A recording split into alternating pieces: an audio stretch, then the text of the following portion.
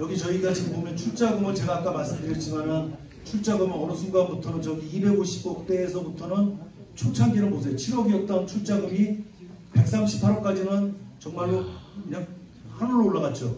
그러다가 어느 순간에 250억까지 올려놓고부터는 저희가 출자금이 거의 제자리로 간 게 저희가 수익을 위해서 저 제자리로 간 건데요. 이제 저 때는 출자금을 늘렸을 때는 그때는 지금하고 다른 방법이 있었죠. 뭐냐면 지금은 불가능하지만 그때는 우리가 연체가 되더라도 7월달만 되면 기본적으로는 뭐 요주이라든가 고정이라든가 6개월 이런 기간이 있었잖아요. 지금보다는. 그때는 어떤 식으로 출자 늘렸냐면 7월달 되면 올해 예상 배당률 뭐 4.3% 뭐 이런 식으로 해갖고 뭐 출자 마케팅도 하면서 하니까 생각보다 많은 출자가 들어왔죠. 근데 250억 고지를 넘으면서부터는 저희가 이제 이거는 아니다 판단했고요. 그래서 지금은 요 정도 선에서 그 대신 출자 마케팅은 굉장히 많이 해요. 1년에 홍보비로 출자 쪽에서 한 2억 정도 투자를 해서 하는데 그건 왜 하냐면 기존 조합원들이 뭐 100만원 정도씩은 다 200만원, 300만원 정도까지는 하게 하고 고액자는 자꾸 빼가게 유도를 하는 거죠. 그래서 보배당을 지향하다 보니까 그렇게 되고요. 그리고 이제 뭐 다른 얘기하다가 혹시 넘어갈까봐 이제 여기 자료가 없으니까 내가 하나 이야기 좀 드릴게요. 시간 나실 때마다 금감원 사이트를 좀 들어가세요. 금감원 사이트에 들어가서 보면은 뭐가 있냐면 제재 양령에 대한 것들이 다 나와요. 금감원의 사이트에 들어가면. 그러면은 저축은행들을 좀 많이 보시는 게 제일 도움되는데 저축은행에서 징계 먹은 것들이 다 나와요. 그러면은 신협 징계 먹은 것도 나오고 몇 년도 몇 월에 나오고 몇 월에 나오는데 거기서 보면은 우리가 여신에 대한 그 아이디어가 떠올라요. 뭐냐면 수신이 가장 높고 그 다음에 예금보험료도 제일 높은 데가 저축은행이잖아요. 근데 저축은행은 먹거리를 위해서 얼마나 노력할까요? 자, 수신금리 높아 거기다가 지금 예금보험률이 만분의 40입니다. 우리 지금 만분의 22에서 지금 감면받아갖고 지금 왕창 떨어졌죠? 지금 이 부분을 보면서 금감원에 보면은 저축은행이 제재를 받은 거 보면은 쟤네들은 공격적인 게 많아요. 그러면 그 중에서도 제재가 세지 않고 뭐 이렇게 받은 것들 보면은 저런 상품들이 그럼 앞으로 돈 되겠다는 걸 좀 쳐다보셔야 될 좋은 아이디어가 떠오르는 게 금감원에 들어가면 제재 양령이라는 걸 말씀드리고요. 그래서 항상 우리 경쟁자들 있죠. 새마을금고는 예보료를 얼마나 내는지, 그 다음에 은행은 얼마나 내는지, 그 다음에 수협은 얼마나 내는지. 자, 우리가 기본적인 어떤 그런 것들은 지금은 이제 그 제도나 여러 가지가 많이 상업운용도 많이 닮아가지만 한 5, 6년 전, 7, 8년 전 서로가 제도가 얼마나 달랐습니까? 저축은행은 요주의가 얼마 전까지 2%였어요. 그래서 그러니까 저축은행은 그 금감원 사람들이 있죠. 검사 나오면 그래요. 아니 이거 왜 요주의로 안 했어 하면 저축은행은 요주의로 하려면 그냥 그렇게 크게 다투지도 않고 요주의로 떡볶떡볶 하는데 왜 신협은 왜 이렇게 요주의로 하려면 난리를 쳐? 왜? 저축은행 요주의가 2%였거든요. 자, 그래서 그 각 금감원 사이트에 들어가면 각 업종별로 있죠. 그 여신홍보 방법 해설서도 다 있습니다. 그리고 해설서가 중간중간에 이렇게 개정판도 나오고요. 그래서 그런 부분하고 그 다음에 예금봉사 사이트 들어가서 각 우리하고 같이 경쟁되는 데들이 내는 예금보험률이 얼마냐 따라서 사실 연체율도 여러 가지 영향이 있더라고요.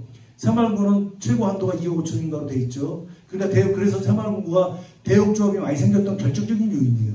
왜? 어차피 300억짜리 조합으로 해서 돈을 예를 들어서 우리하고 같은 돈을 낼 거냐? 차라리 2조짜리도 2억 5천만 내면 돼요. 그렇기 때문에 새마을금고는 대형으로 조합들이 많이 성장했던 것 중에서 가장 결정적인 것이 바로 예금보험률도 있었다는 얘기고요. 그 다음에 이제 뭐 이런 얘기는 저는 금감원 사람들하고 이야기할 때 이런 얘기도 하죠. 사실은 예금보험사에 보면은 그 김석동 때 사건 여러분들 아시죠? 2011년도에 그 저축은행 많이 퇴출돼 있잖아요. 근데 예금보험사에 우리 신협 보고 맨날 뭐 뭐 돈도 별로 없고 니네들 불안하다고 할 때 금감원 사람들 이야기하면 저는 그런 얘기도 했어요. 야, 예금보험사의 돈도 지금은 이제 많이 좀 정리가 좀 됐지만 저축은행 사태 때요. 예금보험공사에는 칸막이가 있었어요. 증권사가 낸 돈, 보험사가 낸 돈, 그 다음에 캐피탈사가 낸 돈, 증권사가 낸 돈, 그 다음에 저축은행에 있는 돈이 칸막이가 있었는데 그 당시에 그 칸막이를 풀었어요. 칸막이를 풀어서 차입을 받을 수 있는 걸 만드는 개정을 한 거예요. 그때. 그래서 저축은행이 갖고 있는 돈은 뭐 2조뿐이 없는데 그 당시에 11조라는 돈은 은행 계정에서 보험 계정에서 증권 계정에서 빌려준 거예요. 근데 이거 그래서 저축은행이 10,000분의 40에서 정상적으로 이거 다 갚으려면 제가 계산해 보니까 50년, 60년 걸려요. 그러면은 특별 혜택이 오기 전까지는 저축은행은 계속 10,000분의 40을 내야 되는 상황이에요. 저축은행은 유일하게 굉장히 건실한 저축은행한테 혜택 주는 것도 전체 금액의 8%인가만 뭐 혜택 주는 걸 하니까 저축은행은 사실은 굉장히 비용 부담이 높은 은행이에요. 그러다 보니까 저축은행은 대출 비율이라든가 여러 가지에서 수익을 내기 위해서는 목숨을 걸어야 되는 조직이에요, 사실은.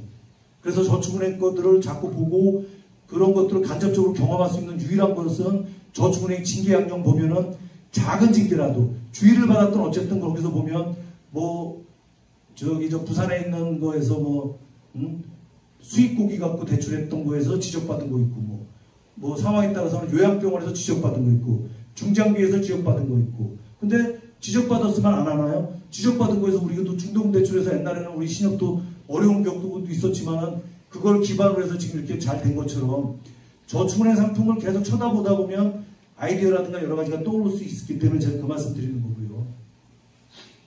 연체율은 뭐 이제 한참 뭐 정말 상식을 초월하고 저기 11.33이라고 하는데 그 연말 기준이지만 중간에 13.5까지 올라갔던 그때가 바로 지금 이야기 드리는 서울의 이제 부동산들이 정말 난리가 났다가 이제 이걸 꺾어 내려가면서 이제 지금 이렇게 오는 건데요. 이 꺾어질 때 제가 이제 이 말씀을 드릴게요. 이때 제가 이제 13몇 %까지 가는데 매일 지역본부에 끌려가고 뭐 연수원에 본부에 끌려가고 연체율 높다고 힘들었죠. 거기다가 또 그 벽산 대출할 때는 우리가 주간조합이라 그래갖고 80개 신협에 정말 안부 인사 받느라고 죽다 살아났습니다. 뭐 이사장님이 안부 전화해, 책임자가 안부 전화해, 정말 벽산 어떻게 돼 이렇게 하는데 벽산 할 때는 여기 참가했던 조합도 있을지 모르겠지만 사실은 그거는 화서신협에서 의뢰가 들어왔다가 화서가 이거 할까 말까 고민하면서 저한테 와서 제가 사실은 일산신협하고 이야기했는데 그때 그래서 제가 뭐 본의 아니게 수술 이론도 받은 것도 없이 발당 갔다가 저희가 주관이라고 갖고 한 5년간 시달렸는데 죽다 살아났습니다. 근데 그때 제가 이제 연체율을 줄이기 위해서 그때 제가 이제 노력한 것들이 이제 여기 이제 하나씩 나오는데요. 그래서 제가 이제 우리가 뭐 수익은 이렇게 좀 나고 이렇게 있고 이런 건 뭐 이렇습니다만 자. 그때 제가 이제 이게 강박관념으로 이제는 우리 직원들한테 심어주기 시작한 거예요, 그때가.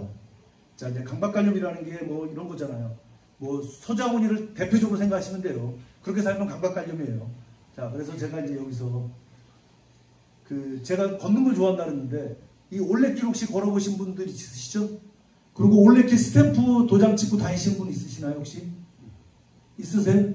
좀 있으실 거예요. 근데 이게 이 스탬프가 없으면은 이게 사실은 잘 안 해요. 올레길이 총 26개 코스가 있는데 올레길이 됐든 산티아고 길이 됐든 이게 사람들이 지금 강박관념이 있는 게 뭐냐면 내가 1-1 코스 1코스 돌고 도장과 스탬프를 찍다 보면 내가 20개를 다 채워야지 26개를 채워야 된다는 생각이 드는 거예요. 이게.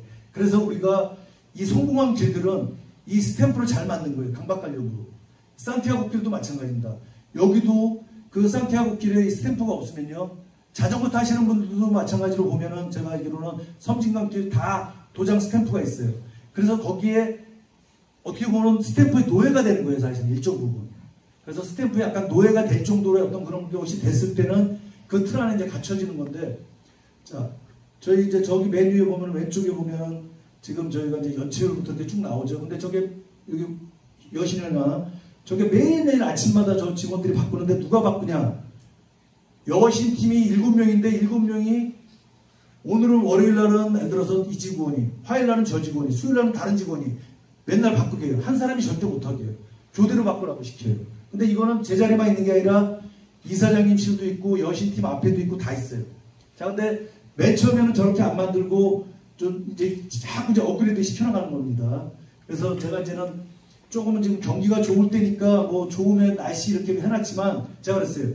만약에 경기가 나쁘고 연체율이 너무 올라갈 때는 전부 색깔을 어둡게 하고 저는 날씨 같은 거 다 없애버리라고. 왜? 좀 가볍게 보이니까. 지금은 상황이 좋으니까.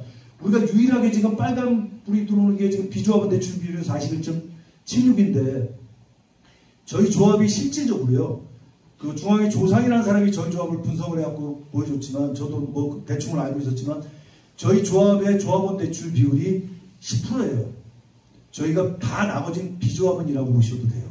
그러니까 중독을 많이 했는데 이거 왜 어떻게 그럼 저희가 지금까지 살아왔냐. 자, 우리가 동일인 대출한다고 50억인데 지금 오늘 현재는 41.76이지만 다음 달 되면은 20몇 프로, 30% 정도 다 떨어집니다. 어떻게 떨어뜨리냐? 저희랑 가까운 뭐 예를 들어서 문영건설이다, 뭐 우성건설이다 50억씩 나간 분 10분 있죠. 그럼 그분 50억 대출은 오늘부터 10번을 갖다가 이제 신규 대출을 발생시키는 거예요.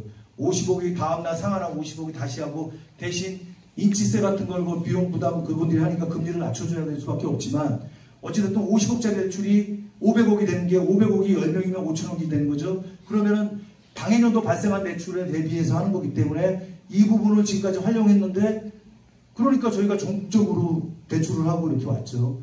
그러나 이제 내년부터는 이렇게 할 이유가 없어졌죠. 이제는 과잉화가 되면서. 근데 이게 없어지면서 틀림없이 저희도 이제 여신 쪽에서 일부러 그렇게 안 해도 되니까 조금 더 수익 쪽에서는 조금 더 나은 부분은 생길 겁니다만은 제가 말씀드리는 것처럼 자 연체율 부분도 지금 이제 저희가 보면 이렇게 이제 색깔로 해서 저희가 이렇게 간헐식으로 하면서 직원들이 매일매일 바꾸게 하고요. 일정표도요. 지금 3개월치를 이렇게 해놨잖아요. 자, 직원들이 뭔 일을 하다 보면 깜빡깜빡 할 때도 많죠. 근데 자, 다음 달하고 다다음 달하고 다다음 달에 우리가 예상되는 일과 일정들을 이렇게 다 기록해 놓으면요. 확실히 그래도 실수할 확률이 적어요. 그래서 저 부분은 제가 누구한테 배웠냐면 저희 선배님이 지금 캐리어 에어컨 하시는 사장님이 회장님이 저희 고등학교 선배님이신데 그 선배님이 그 캐리어 에어컨이 구급차 같은 것도 좀 하는데 그때 이제 제가 한번 뭐 좀 꽤 오래된 일이지만 뭐 신협에 그 구급차 몇 대 좀 한번 좀 뺏어볼까 하고 이제 그 선배님한테 놀러 갔다가 보니까 저 일정표를 그렇게 하시더라고요. 그게 한 6년, 7년 전인데 그걸 쓰니까 확실히 직원들이 실수가 적어요. 그래서 일정표를 3개월치씩 4개월 해보니까 그거는 절대로 안 돼요. 그래서 저는 나름대로 분기가 적절하다는 생각을 좀 들고요. 그래서 이제 이렇게 해서 어떤 틀을 자꾸 만들어서 갇히게 만드는 거죠, 이제. 그래서 지금 붙여놓은 데 보면은, 자, 몇 군데를 붙였습니까? 이사장실, 상무실, 뭐 자기들 회의실. 그래서 이렇게 붙여놓으니까 직원들이 교대로 가서 이거 붙이고 할 때마다, 여신 비용이 떨어졌네. 또 이사님 또 인상 쓰고 있을까? 또 겁난다. 생각할 수도 있으니까 이런 강박관념을 하다 보니까 이제 이게 익숙해지니까 모든 직원이 우리 직원들은 물어보면 여신 비율 몇 프로야? 그러면은 이렇게 하지 않고 88.17인가? 88.3인가? 이렇게 이야기하지 그냥 뭐 터무니없이 뭐 60, 70 이렇게 이야기하는 직원은 없습니다. 그래서 이 부분에서는 직원들이 만약에 8점 미만으로 떨어질 때 되면 공포감이 오는 거예요. 모든 직원이. 이거는 이제 이제 수신팀도 빨리 나가서 동네방네 다니면서 전단지 붙이고 다니고 해야 되겠구나. 자기들이 알아서 하는 부분도 있고요. 자, 여신도 마찬가지로 대형 TV에다가 제가 일정을 이렇게 해서 그 네이버로 하고 이렇게 만들어갖고 이 TV도 75인치인데 이제 이것도 뭐 기회가 되면 100인치로 바꿀까 생각도 들 정도로요. 왜? 실수가 없어야 되고 이런 것도 강박관념이거든요. 그래서 자기가 해야 될 일.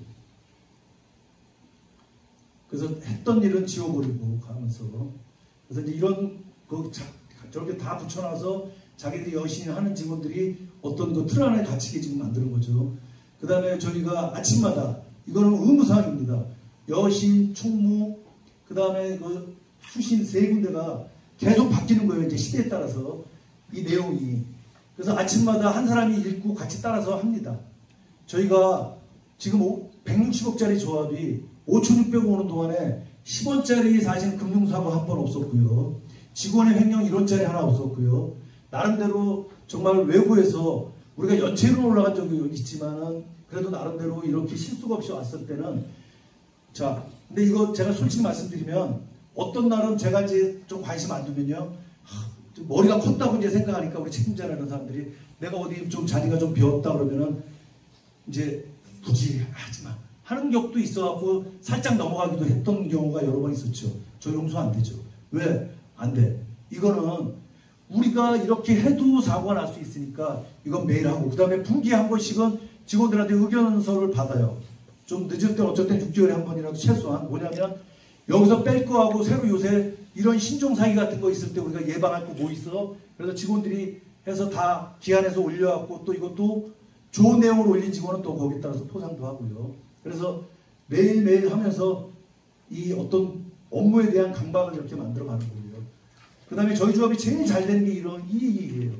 제가 자리를 비워도, 자, 우리 이현상 사무가 다음 주부터 제주도를 갑니다. 3박 4일. 근데 저녁 5시 되면은, 5시 반, 6시 되면, 우리 총무과에서 아니면 여신팀에서 우리 이현상 사무한테 이 송주 본점 거든, 여신팀이든 총무팀이든 이 업무 일지를 계속 보냅니다. 자, 업무 일지를 보내면, 오늘 여신에서는 대출이 누가 상담됐고, 오늘 대출 뭐가 상환됐고, 상환될 예정이고, 뭐 이런 내용. 총무과에서는 뭐 어디 방문하고 어쩌고저쩌고 이야기들 다 알면, 만약에 여러분들 해외여행을 갔어요. 해외 연수를 일주일 갔다 왔어. 근데 저는 해외에 있어도 직원들이 매일 보내주니까 이것만 딱 보면은 오늘 조합에 무슨 일이 있었고 뭐가 있었고 뭐가 계획이 되니까 연속성이 있으니까 제 머릿속에 완벽하게 남는 거예요. 근데 이것도 처음에는요, 이걸 완벽하게 만드는 과정이 얼마나 힘들었냐면, 굳이 매일 직원들이 자기 이름 써서 이걸 하고 하는 거 너무 좀 귀찮지 않을까요? 라고 의견 제시도 하는 직원이 왜 없겠어요? 저는 안 돼.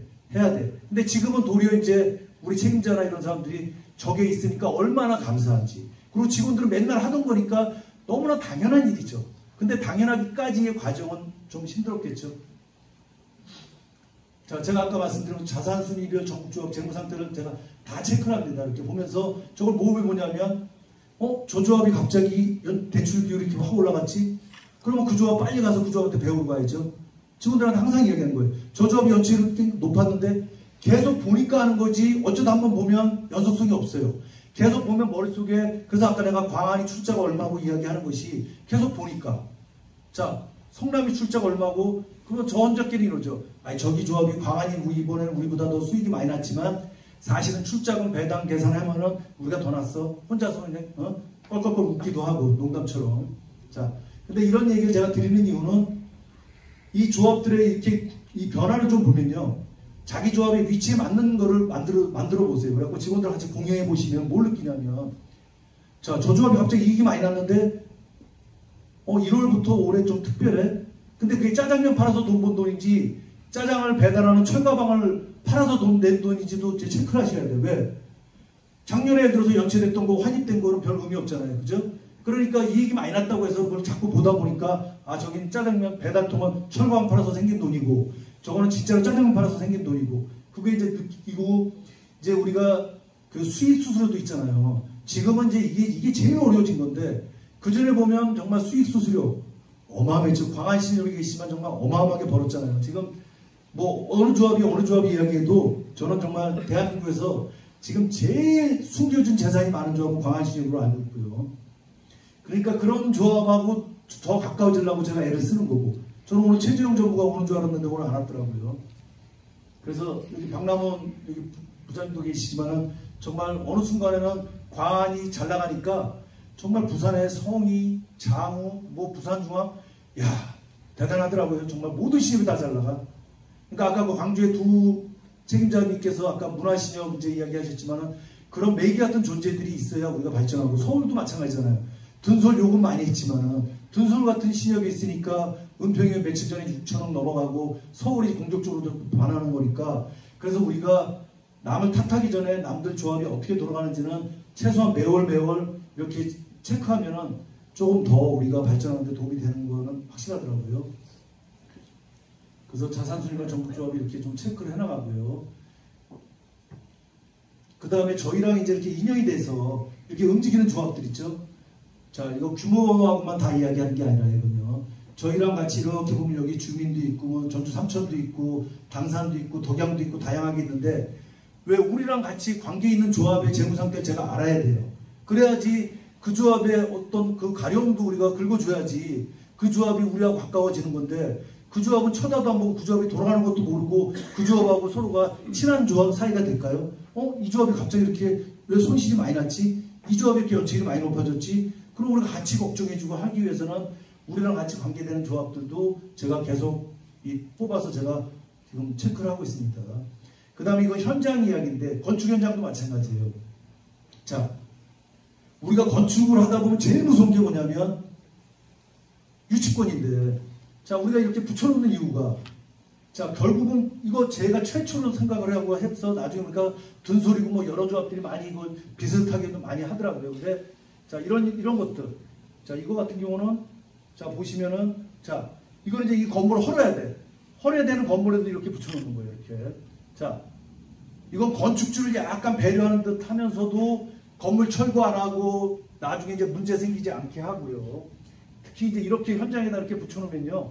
그 건축주가 자, 상식적으로 생각할 때 여기 보시면은 뭐 클린 현장이다. 저기에서 뭐 여기는 뭐 내용이 조금씩 우리가 지금 바뀌는데 뭐 밀린 거 하나도 없고 임금 체불 없는 현장 뭐 이런 식으로 계속 가는 거예요. 그래서 이 건축주들이 딴 생각을 하지 못하도록 나름대로의 이런 걸 하면은 아까 말씀드린 것처럼 자, 도둑질을 하고 사기치려고 해도요. 만만한 놈한테 하는 거예요. 그렇기 때문에 이렇게 하는 데들은 그래서 제가 그런 사람들한테는 우리가 지난번에 어떤 조합도 저한테 받은 책도 있을 거예요. 건설 현장 분쟁 사례 같은 경우에 그런 책도 일부러 건축주들한테도 주는 이유가 우리 이렇게 공부 많이 하고 있어. 장난하지 마. 하고 일부러 그런 책도 선물하고 그러면서 원천적으로 그런 생각을 갖지 못하도록 하는 방법 중에 하나가 이런 것들을 제가 이제 좀 머리를 좀 짜내고 하는 거고요. 자, 제가 이제 여기 지도를 좀 그려놓은 게 뭐냐면 자, 원통으로 된 이 원형으로 된 우리가 지구본을 보고 자란 사람하고 이게 평면으로 되고 본 사람하고 생각이 다른 게 너무 많아요. 자, 영국하고 미국하고 사실은 이 지도를 보면 제일 멀리 떨어졌지만 둘이 멀지 않잖아요. 그죠? 근데 저렇게만 보면 굉장히 먼 것 같죠? 근데 지구본을 보면은 영국에서 어떻게 미국 식민지로 만들고 그렇게 전쟁을 합니까? 그 당시에 다 거리가 가까우니까 가능한 얘기예요. 근데 이게 왜 내가 이걸 강조하냐면 같은 유럽이라도요. 프랑스 같이 그 다음에 핀란드가 자, 그 옆에 있는 나라에 다 영향을 받는 거예요. 같은 프랑스도 남프랑스 같이 아프리카 가까운 나라 그 다음에 같은 남미라도 멕시코처럼 미국하고 가까운 나라 자, 우리나라처럼 일본하고 가까운 나라 한번 다 보세요. 아세안 국가든 같은 유럽도 이탈리아도 스위스하고 붙어있는 북쪽의 이탈리아하고 남쪽에 붙어있는 이탈리아하고 같은 통틀어서 이탈리아 경제 지표나 이런 것이 나오니까 그렇지만은 부자랑 놀고 그 다음에 잘 나가는 사람들하고 노는 데는 같은 아프리카라도 프랑스랑 붙어있으면 조금 더 국민소득도 높고 생각도 달라지고 북부 프랑스에 가면은 흑인이 별로 없지만 남프랑스에 가면 흑인이 어마어마하게 많고 그 지단 같은 사람도 다 알제리 사람이지만 다 붙어있는 아프리카 사람이고요. 자, 영향을 받는 건데 제가 이 말씀 드리는 게 여러분 주변 옆에 누가 있느냐 내 신념 옆에 누가 있느냐 굉장히 중요해요. 그래서 내 신념 옆에 있는 사람을 질투를 하고 갈 거냐 그 신념을 갖다가 본받고 갈 거냐 그거에 따라서 우리 조합의 운명도 바뀔 수도 있죠. 근데 그게 꼭 신념만 있나요? 신념만 있지는 않겠죠. 자, 새마을고도 있을 수 있고 수협도 있을 수 있고 일단 내 주변에 가까워야 거기에 우리 직원들도 영향을 받거든요. 아버지가 뭐 했냐에 따라서 자식들의 직업도 바뀌는 것처럼 우리 주변의 환경을 무시할 수 없기 때문에 제가 이 지도를 갖고 말씀을 드리는 겁니다. 그래서 내 인근에 우리 직원들한테 멀리 있는 시협도 중요하지만 내 가까이 있는 어디하고 직원들하고 인프라를 만들어주고 그리고 제가 건방진 얘기 같지만 자, 여기 있는 신협들이 저희 조합에 예를 들어서 견학 온다면 저희 반대 안 합니다. 얼마나 감사해요. 우리하고 이연될 조합들인데 그럼 우리는 반드시 오면 지방조합 같은 경우는 저는 무조건 방 잡아주고 저녁 사드리고 기념품이나 해서 보내라고 합니다. 왜? 그 조합이 우리 조합 온 조합이 며칠 전에는 칠곡 신협 여기 계시나요? 칠곡 신협에서 전화가 왔는데 중앙에 검사에서 우리 조합 견학 가라고 했는데 전화를 하셨더라고. 얼마든지 오시라고 1박을 하라고. 왜? 그 조합이 그렇게 크지 않으면 제가 다 할 수는 없으니까 만약에 동일인 대출 한도가 20억이면 저희하고 친해지면은 50억짜리 상담도 한도 혹시 장안이 잘하니까 한번 검토 좀 해주세요 하면 저희는 자연스럽게 30억이 들어갈 기회가 생기죠. 그러니까 저희는 오시면 오실수록 감사한 거고 그러니까 누구랑 노는 게 낫겠냐 얘기를 하는 거예요. 내 주변에 없으면 저희랑 놀아주세요. 저희는 잘 놀 자신 있으니까. 자, 그래서 제가 이제 말씀드리는 게 이 네트워크가 그만큼 중요한 거예요. 여러분들, 이 자리에 있는 여러분들끼리도 하나의 또 모임을 만들고 촛불을 만들어서 그런 네트워크를 자꾸 만들어 가보시면 그게 발전하는 거지 뭐가 발전하는 겁니까? 그래서 아까 제가 선도조합 말한 것처럼 자, 제가 먼저 치고 들어가서 딱 뺏어왔죠. 그 다음에 요새 재무상태 조합으로 미래 안산지 남양주 같은 경우도 제가 기회만 되면 저 조합들도 선도조합이 늘어나면 저 조합하고 같이 하려고 지금 여기 딱 하고 준비하고 있습니다. 왜? 동일 대출한다고 적으니까. 그리고 저쪽 직원들도 미래를 대비하면 50억짜리 상담을 계속 해야 되거든요. 근데 이제 여기서 이제 중요한 부분 하나 말씀드릴게요. 어떤 사람이 한심하고 어떤 사람이 똑똑하냐. 제가 요 안에 있는 조합 중에서 한 조합의 책임자가 그 얘기를 했어요, 저한테. 모 조합하고 친하게 지내면서 자기가 대출을 넘겨줬는데 자기는 5억뿐이 못했는데 그쪽 조합은 45억이나 했는데 고마운 것도 모르고 싸가지가 없다고 이야기하더라고요. 그래서 제가 야, 너 그 덕분에 5억을 했어. 너 원래 50억짜리 니네가 못하는데 너는 그 생각 안 바꾸면 안 돼. 근데 많은 사람들이 어떤 생각을 하냐면 50억짜리 상담해갖고 저 새끼도 45억 주고 나는 5억뿐이 못하고 이게 뭐 하는 짓이야? 절대 그렇지 않죠. 왜?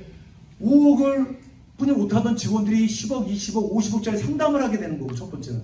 두 번째, 그러면서 자기네가 발전이 되면 그 다음에 자기네 고객이니까 그 조합들도 바보가 아니니까 그 조합이 다음에는 13억으로 올라가면 13억하고 37억하고 이렇게 또 가는 겁니다. 건축사 똑같아요. 그렇게 가고 있어요. 자, 그렇기 때문에 생각을 직원들한테 야, 저 새끼들 50억 줬으니까 저것들 45억 하고 우리 5억 했으니까 저것들 앞으로 9건 더 갖고 오라 그래. 라고 이야기하면 바보 소리 듣는다는 얘기를 하는 겁니다.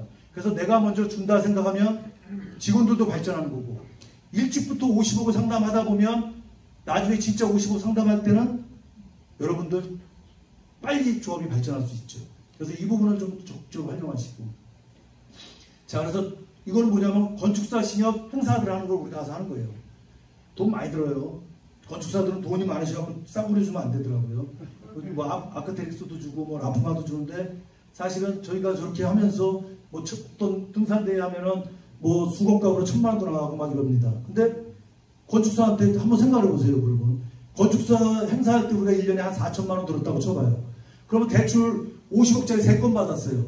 3건 받았으면은 자, 중앙에다 예치하면은 지금 얼마입니까? 1.5% 이렇게 하는데 4%짜리로 3.5%에 200억이면 3.5%에 200억 차이면 우리가 4천만 원 투자한 게 나아요? 어느 게 나아요? 그렇기 때문에 이런 부분에 대한 생각은 깨고 있으면 정말 다 가능한 이야기죠. 그래서 제가 말씀드린 거로 우리 주변에 청운이 있냐, 광안이 있냐, 광주 문화가 있냐, 그러면 그 조합하고 내가 좀 더 적극적으로 또 해서 해나가야 되겠죠. 자, 그 다음에 우리가 이제 이런 코엑스나 킨텍스 이런 걸 많이 가는데 이 부분도 제가 말씀드리면 얼마 전에 제주도에서 하는 그 건축박람회를 제가 참가를 했어요. 우리 직원들을 보냈습니다. 근데 제주도에 제가 왜 보냈을까요? 저희가 제주도 가서 제주도에는 외지인들도 건설하러 많이 오니까 좋은 것도 하나 걸리는 것도 있지만 첫 번째는 한라신협이나 재미신협하고 좀 더 친해지려고 한 거예요. 자, 건축박람회를 일주일 정도, 4일 정도 보통 해요.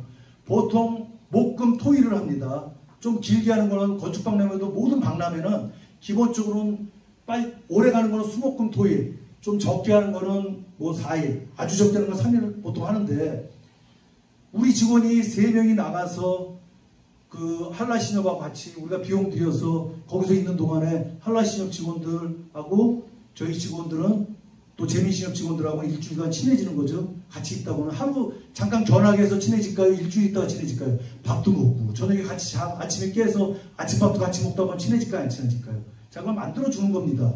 그 다음에 박람회를 간다는 얘기는 보통 건축박람회 할 땐 건축박람회만 하지 않아요.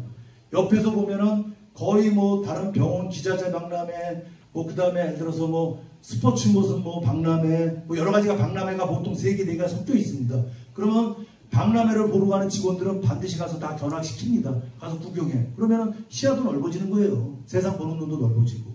자, 잘 나갈 때, 그리고 또 하나 목적이 있어요, 제가.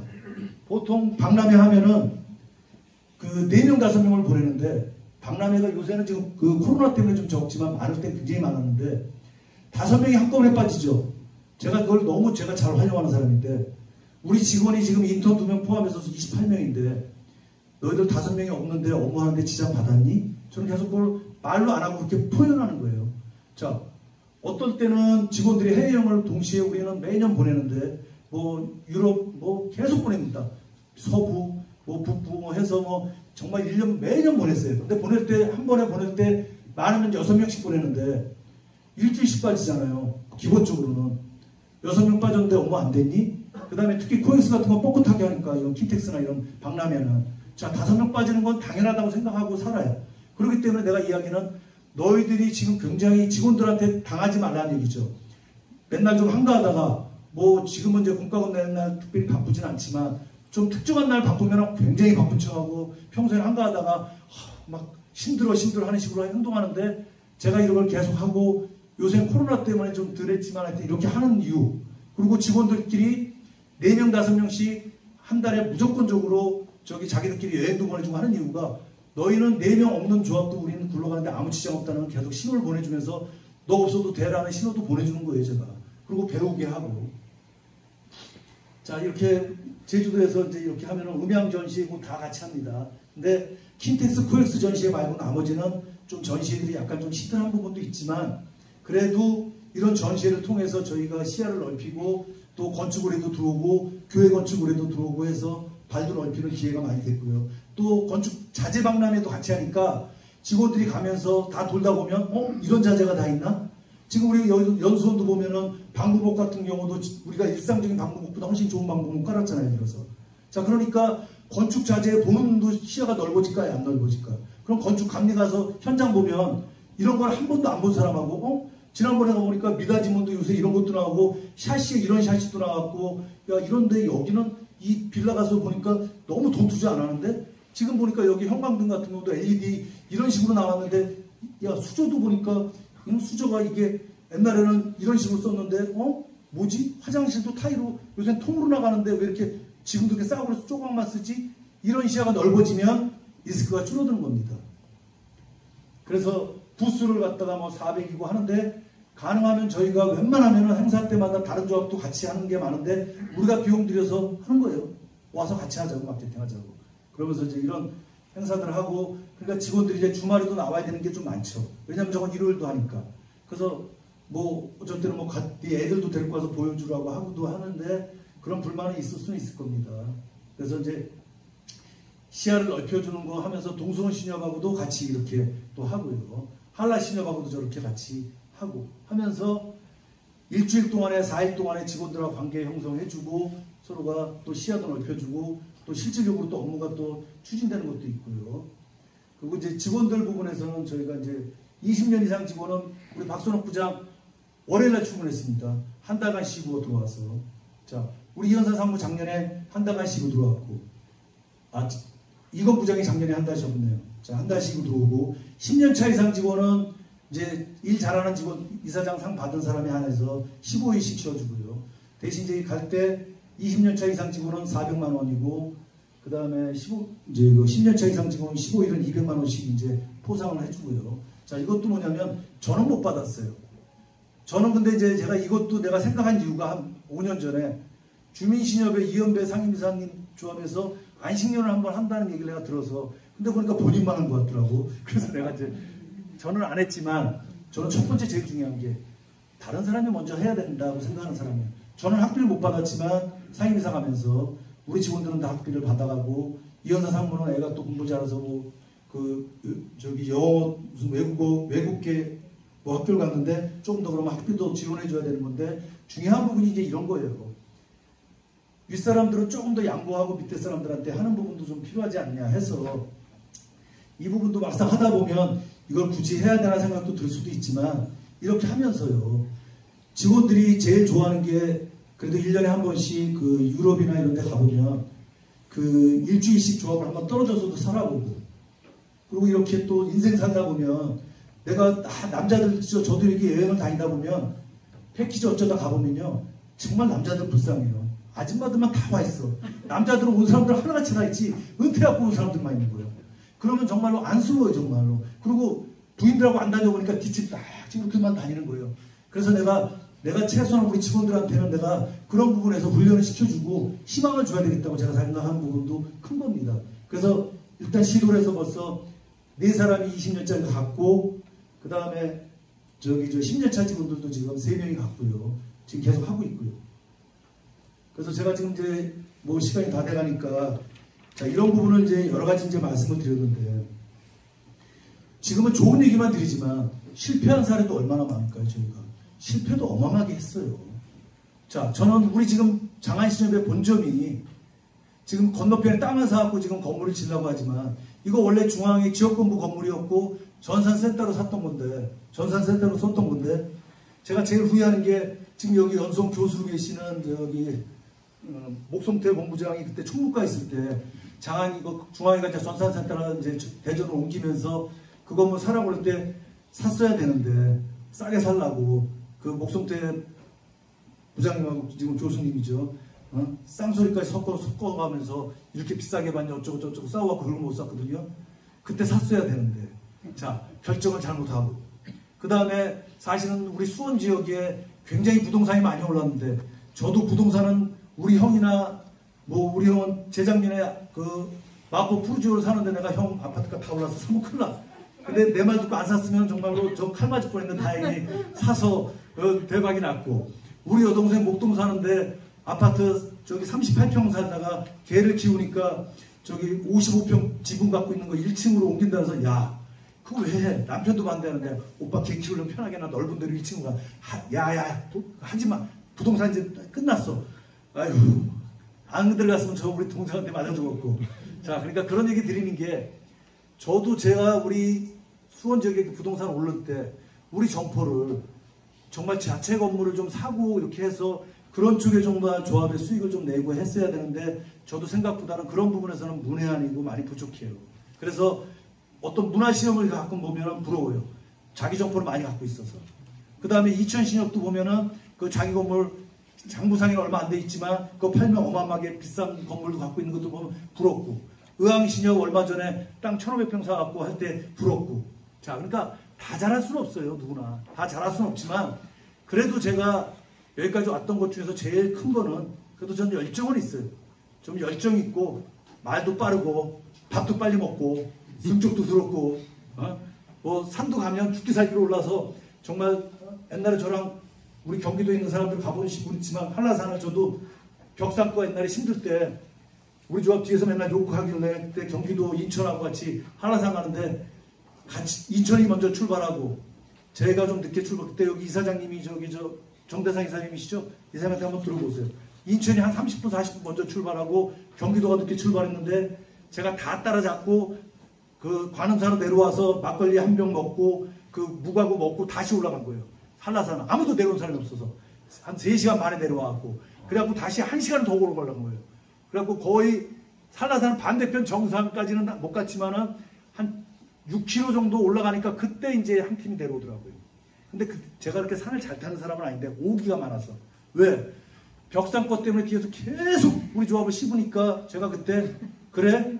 너희들 씹으려면 나한테 한번 뒤인통 당할 수도 있어. 나 이런 놈이라고 보여주고 싶어서 그때 가기 전에 한 달간 정말로 그 술주랑 내가 술 끊고 정말 매일 산 다니면서 준비 단단히 하고 한 거예요. 그래서 정말 그런 모습을 한번 보여주고 나 건드리지 마. 그리고 야 우리가 무슨 수술 먹었어? 내가 뭐 니네들이 그 당시에는 서로가 대출 달라고 했다가 연체되니까 다 화살은 나한테 던져. 그때는 호남 지역에서는 관광버스까지 끌고 와갖고는 지역본부까지도 뭐 왜 우리 호남은 그게 지역계 주냐고 난리 쳤다가 나중에는 전부 다 보니까 전부 다 도망가 있어. 전부 다 박윤경이가 다 했다 그래. 그때 제가 한 5년간 겪으면서 그래 맞다. 내가 한 거 맞다. 정말 내가 겸손해져야 되겠다. 그리고 내가 주제 넘은 것도 사실이다. 그 사람들이 틀린 게 아니다. 정말 그 생각 많이 했어요. 문안 인사도 받고 하면서 그때 많이 배웠습니다. 진짜로. 그래서 우리 직원들한테 더더욱 어려운 조합 오면 우리 조합에 견학 오면 너네도 꼭 반드시 재우고 자 챙길 수 있으면 챙기고 뭐 아까 제가 뭐 그쪽 조합한테 뭐 얻어먹으려고만 하는 건 절대로 아닙니다. 그건 하는 말로 하는 거고 또 그게 되면 좋고 하지만 제가 여러분들한테 드릴 수 있는 것 중에서 제일 큰 거는 결국 열정이잖아요. 우리가. 근데 여러분들이 조합을 끌고 나가는 분들인데 이사장과의 갈등이라든가 여러 가지도 있을 수 있죠. 그러면은 모든 일이 하기 싫죠. 제가 이렇게 열정 가졌던 결정적인 이유는 따지면 저는 좋은 이사장이 만난 거라고도 생각은 해요. 왜? 저희 이사장님 진짜 좋으신 분이거든요. 제가 이런 일이 있었어요. 제가 욕심이 많고 성격이 급하니까 어느 순간에 슬러시 기계를 한 20년 전에 책임자 되자마자 슬러시 기계를 중고로 80만 원 주고 하나 샀는데 이사장님한테 승낙도 안 받고 말도 안 하고 어서 보니까 야 저거 우리 조합에 갖다 놓으면 사람 좀 많이 유도하겠다고 그냥 이사장님 결제도 안 떨어졌는데 중고로 80만 원 주고 사다 놨는데 제가 굉장히 빨라요. 근데 우리 사장님이 아침에 딱 나오셔갖고 슬러시를 본 거예요. 근데 딱 보면서 하는 소리가 야 이거 너무 좋은 아이디어인데 이거 갖다 놓은 거? 이거 왜 파장동을 안 갖다 놔서 딱 그러시는 거예요. 왜 본점만 놔뒀어? 파장동도 하나 사지. 그때 박상무 파장동 좀 사놨으면 더 좋을 텐데 파장동 빨리 사. 정말 그런 분이 있으니까 제가 말씀드리는 거예요. 자, 세상 공짜가 없다는 거예요. 자, 그렇게 저를 이해해주고 너그러운 분이 계시니까 제가 그분이 그렇게 도와주니까 저는 또 거기에 간 거지 저 혼자 될까요? 저 이현사 상무가 저같이 급하고 순간적인 자기 격정 있는 놈하고 밑에 있을 때 이현사 상무도 조금만 급했으면은 우리 조합이 이렇게 왔을까요? 이현사 상무가 갖고 있는 지금 내년 1월에 전무가 되겠지만 그 친구가 이사장님과 내 사이에 중간 역할 잘해주고 정말 제가 그 어떤 격정이 있을 때마다 자기 감정을 누르면서 저를 컨트롤한 부분도 있으니까 제가 여기까지 온 겁니다. 세상에 공짜는 없어요. 그건. 그러나 제가 갖고 있는 열정만큼 말씀드리고 싶은 거는 그래도 우리가 리더는 열정은 절대로 있어야 된다는 생각을 하고요. 그 다음에 실천하지 않는 열정은 의미 없는 거니까 실천을 하셔야 돼요. 최소한 가서 현수막이라도 하나 붙여보고 최소한 뭔가를 하나 개선해 보려고 하면 발전이 없을까요? 특히 농촌조합일수록 간판이라든가 그 환경은 신경 쓰셔야 돼요. 여러분들이 점포 하나를 구석지에다 놔두면 여러분 직원들은 고생만 하고 있죠. 성과도 없어요. 왜? 좋은 위치에 점포를 놔두면 전단지 10만 장 뿌리는 것도 훨씬 낫지 않나요? 근데 점포는 구석지에다 갖다 놓고 정말 시설을 엉망으로 해놓고 직원들한테만 수신 안 들어오고 여신 안 된다고 직원들만 달달달 볶으면 될까요? 우리가 어떤 결정을 잘 내려줘야 됩니다. 우리 역할에 따라서는 그 조합이 성공할 수도 있고 실패할 수도 있고 그리고 여러 가지 애로사항도 있어요. 자, 여러분도 혹시 박준호 씨라고 혹시 그 점포닥도 혹시 상대해 보신 분들 있으세요? 그 지점 낼 때 있으시죠? 자, 근데 그분 제가 최초로 그분 모셔왔어요. 왜 모셔온 줄 아세요? 우리 조합에서 지점을 내려고 하는데 지금 우리 조합의 제일 효자 점포인데 임원들이 내 건물이 어쩌고 네 건물이 어쩌고 저 건물 사라 이 건물 사라 난리들이에요. 자, 근데 이해관계를 다 해결할 수 있는 방법이 뭐가 있습니까? 자, 그 당시에는 점포닥도 그분도 그렇게 일 안 했어요. 근데 제가 파리바게트 같은 걸 보니까 이렇게 좋은 점포를 다 하는 거 보면 뭔가 있을 거야. 저 아무것도 몰랐습니다. 그러나 그래서 인터넷 그 당시에는 지금처럼 활성화 안 됐어도 뒤지고 뒤지면서 거길 점포닥도 찾아서 그분을 만났어요. 그래서 그분한테 컨설팅을 최초로 받은 거예요, 제가. 그래서 그분도 신협을 처음 하고 그분도 가끔 블로그에다가 제 얘기를 해요. 저를 시작해서 했다고. 근데 그러면서 하니까 어떤 결과가 나왔냐면 첫 번째, 이해관계인들을 임원들을 다 띄워버렸죠. 두 번째는 저는 더 좋은 자리라고 생각했는데 그 전문가가 선택해 준 자리를 들어간 바람에 우리가 원했던 자리에 들어갔으면 우리 조합이 이만큼 성장 못했을 텐데 그분이 선택해 준 자리에 들어간 거예요. 전문가 말을 들은 거예요.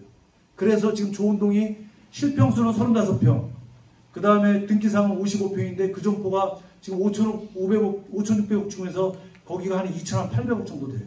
직원 한 6명이 근무하는데 그 작은 점포에서. 근데 우리는 그 자리가 더 좋지 않고 다른 자리를 했는데 역시 전문가니까 앞으로 미래 계획과 여러 가지 다 파악을 해갖고 그 자리 추천해 준 거고요.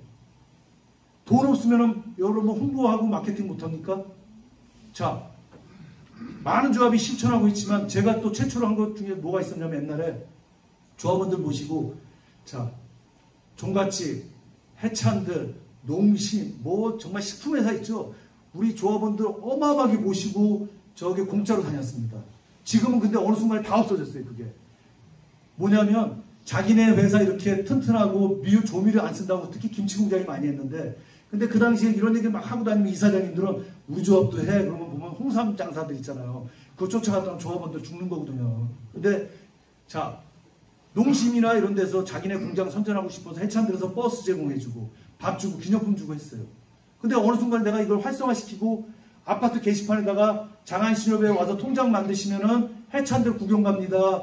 저기 종갓집 갑니다고 하니까 이제 어느 순간 한 3, 4년 지나니까 내가 사례 발표 많이 하니까 많은 신협이 따라하고 증권사도 따라하고 그러더라고요. 그러다 보니까 이제 얘네들이 어떻게 됐냐면 한 법인에 하나만 된대.